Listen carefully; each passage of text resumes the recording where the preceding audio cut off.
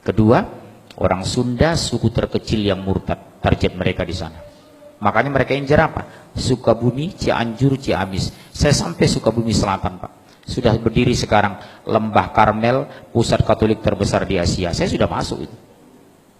Masuk di stop. Bapak saha, abdi mas itu orang. Dari mana? Dari Jakarta. Dengar situ orang, dikiranya saya pendeta. Bebas masuk. Kita bawa ini.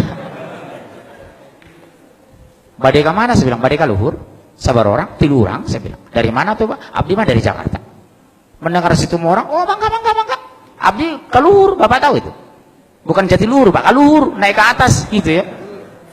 Sampai di sana, subhanallah. Sudah selesai gereja katedral, gereja besar, lebih besar dari gereja katedral. Disitulah saya tanya, berapa banyak Sunda yang dimurtadkan? Lengkap foto-foto dokumen saya simpan. Terbang saya ke Palembang Pak, berdiri lagi di sana, hanya 7 km dari Unsri, Universitas Sriwijaya, Sekolah Alkitab Palembang, seluas 15 hektar. Bapak dari mana? Dari Jakarta. Oh iya, Bapak Setumorang. Pimpinannya ternyata seorang Batak juga, Sinaga. Saya tanya, udah berapa lama berdiri? Udah 15 tahun. Oh iya, udah banyak yang orang masuk Kristen. Oh luar biasa Pak. Yang kita incar dari teknik fakultas, itulah saya dapat. Dari teknik ke dokter. Oh iya. Oh bagus, di hati saya, dalam hati saya panas ini. Gimana bagus hati panas? Oh bagus. Saya tanya, daerah mana yang mau dimurtadkan? Kami memfokus di 4 provinsi. Lampung, Jambi, Sumsel, Bengkulu. Sudah berhasil. Bengkulu Utara sudah satu desa masuk Kristen. Saya ketemu alhamdulillah tokoh Bengkulu di Jakarta. Saya ngomong serius, Pak tolong ya Pak hati-hati. Bengkulu salah satu daerah yang akan dimurtadkan di Sumatera sebagian selatan, Sumbaksel.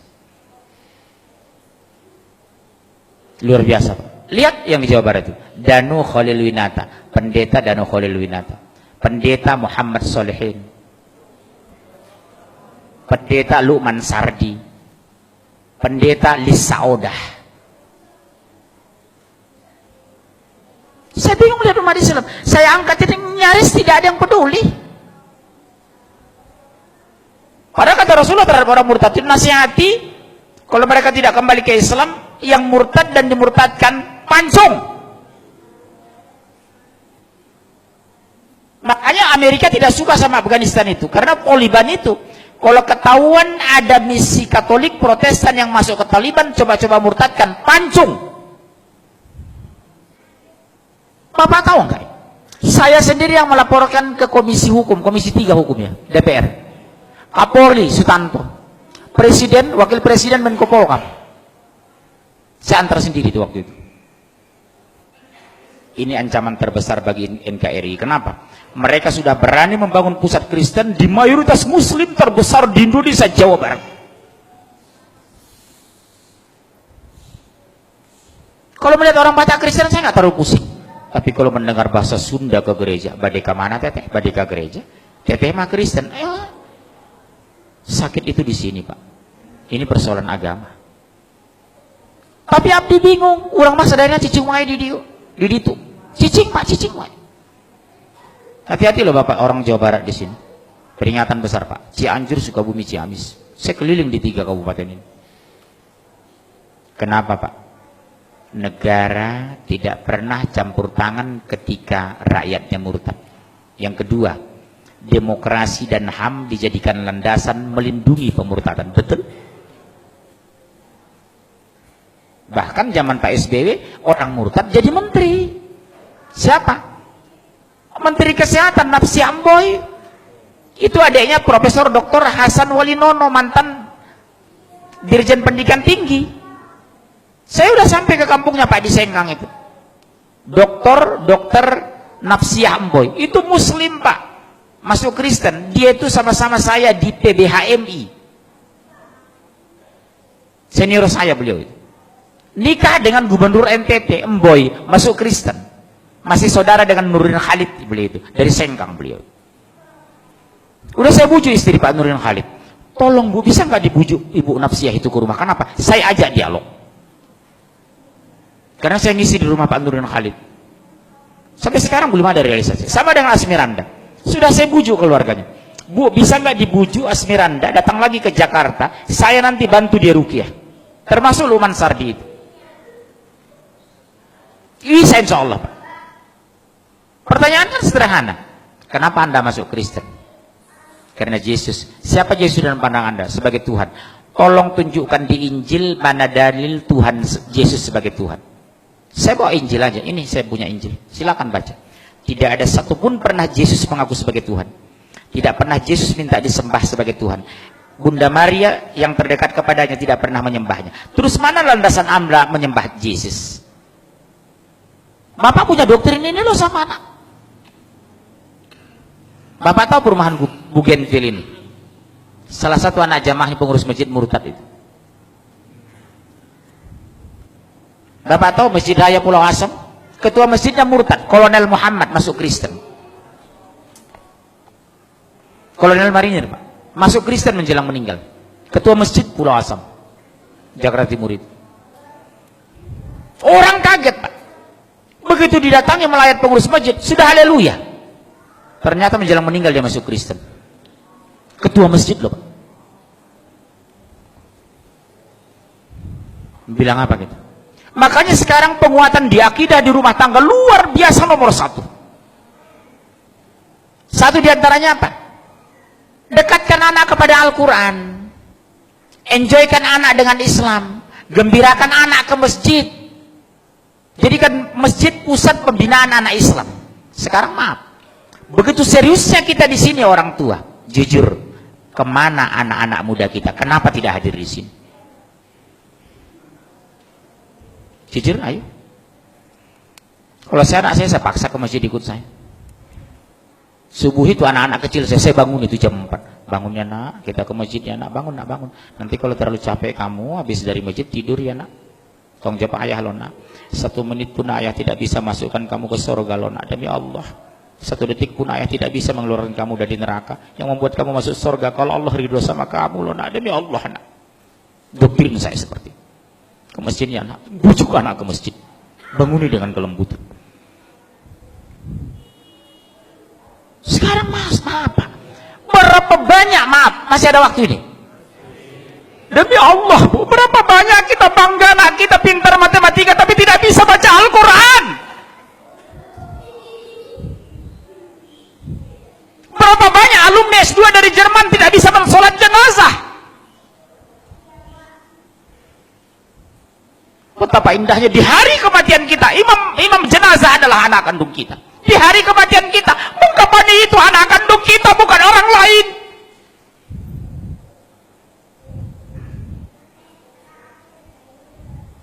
Saya pergoki Pak, demi Allah, jamaah saya 9 sekeluarga, semua orang kaya, 5 laki-laki 4 perempuan. Di hari kematiannya sibuk nelpon saya, tolong Ustadz carikan yang memandikan ibu kami. Subhanallah. Betapa sakitnya hati seorang ayah di hari kematiannya, anak menjadi penonton. Betapa indahnya hati seorang ayah di hari kematiannya, membuka busananya anak kandungnya, memandikan anak kandungnya, imam jenazah anak kandungnya. Makanya kata Rasulullah, orang yang paling berhak terhadap jenazah adalah ahli warisnya, saudara senasabnya. Sab pertama anak dan mantu kita. Sab kedua saudara sepupu kita, sab ketiga tetangga kita, sab keempat teman kerja. Jangan kita merapat ke depan yang bukan hubungan darah dengan jenazah. Makanya saya kalau masuk jenazah ke masjid, Pak mau jadi imam? No. Ada anak kandung nggak? Maaf ya Pak, nggak ada. Saudara kandung ada nggak? Sepupunya nggak? Dia lebih berkewajiban dari saya Pak. Bukan saya nggak mau jadi imam jenazah.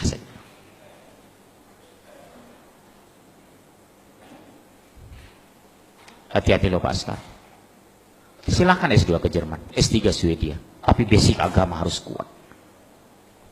Apa yang kita banggakan nanti di hari kematian kita Pak? Anak menonton jenazah kita, subhanallah.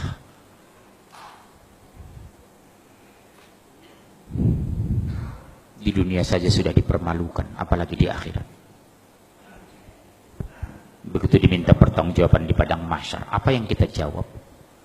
Anak tidak bisa Al-Quran, sholat banyak tinggal. Hampir di semua pengajian yang melibatkan anak, saya tanya jujur, nak Kelas berapa nak? Seperti kemarin.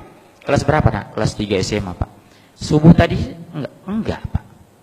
Bisa ibu kandungnya demi Allah senyum Pak. Bukan malu, bukan nunduk. Mana ibu kamu? Itu Pak. Senyum ibunya. Allahu Akbar. Enggak subuh dah? Enggak Pak. Sering tinggal sholat? Sering. Sholat apa? Subuh dengan Isya. Isya kecapean, subuh kesiangan. Ibunya santai Pak. Maaf ya Pak, demi Allah. Tolong kita koreksi istri kita di rumah pulang nanti, tolong kita koreksi. Bagaimana Allah membela kita? Allah biarkan akidah terluntar. Tauhid belum lurus, baca Al-Quran nggak bisa, sholat tidak tepat waktu. Mau bagaimana Allah mau menjaga kita? Makanya ittaqullah haqqa tuqatih.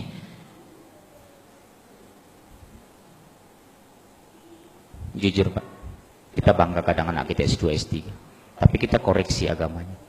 Sudah bisa nggak anak sholat jenazah? Kalau seandainya Allah takdirkan ayahmu meninggal, sudah bisa nggak mimpin jenazah? Masya Allah, subhanallah. Ini renungannya Pak. Saya nggak tahu apa ada masjid lagi 50 tahun lagi di Jawa Barat. Saya nggak tahu apa ada lagi sholat orang di Pasaman 50 tahun yang akan datang. Di sana Pak sudah banyak masjid yang kosong Pak, di Pasaman itu. Disuruh sholat, maaf saya pakai bahasa Padang. Anda adu piti di masjid. Bapak yang orang Padang Pak, hati-hati sekarang. Di Pasaman itu Pak, sudah banyak kita pergoki. Masjid yang terlantar, tidak ada azan lagi. Kita ajak sholat Pak, Pak ke masjid Pak. Nggak ada uang di masjid, ngapain ke masjid? Sumber loh. Yang dulu saya bangga dengan orang Aceh, yang dulu bangga saya dengan orang Padang, sekarang kebanggaan itu berkurang Pak. Mungkin habis tergerus. Di mana lagi pertahanan Islam di Sumatera? Dulu saya bangga dengan orang Sunda. Setelah masuk saya Cianjur, ternyata sudah dipenuhi gereja. Makanya Pak, demi Allah, pulanglah ke kampung, pulanglah. Berjuang ini Pak, berhenti kita mati, mundur kita hancur.